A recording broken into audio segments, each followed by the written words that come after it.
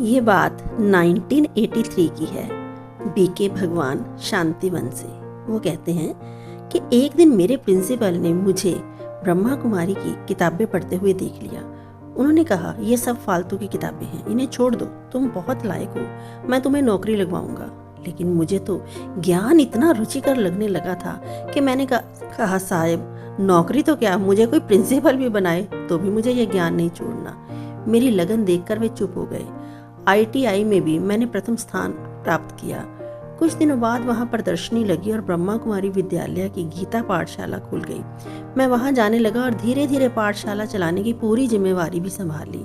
लेकिन ज्ञान की गहराई समझने का उत्साह और लगन मेरे भीतर दिनों दिन बढ़ता गया। इसी उद्देश्य को लेकर मैं सांगली चला गया, जहाँ सेवा केंद्र था।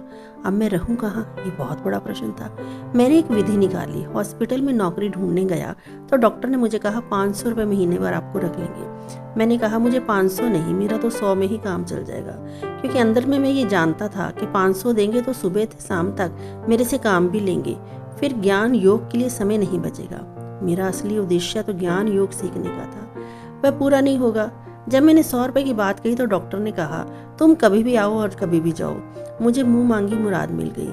मैं वहाँ 2 वर्ष रहा। 50 रुपये कमरे का किराया और 50 रुपये में खाने पीने का खर्चा पूरा हो जाता। चावल उबाल कर उसमें चीनी डालकर खा लेता था। कम खर्च में आजीविका चलती थी। इस दौरान मैंने ज्ञान की गहराई समझी, एकाग्रता का खूब अभ्यास किया।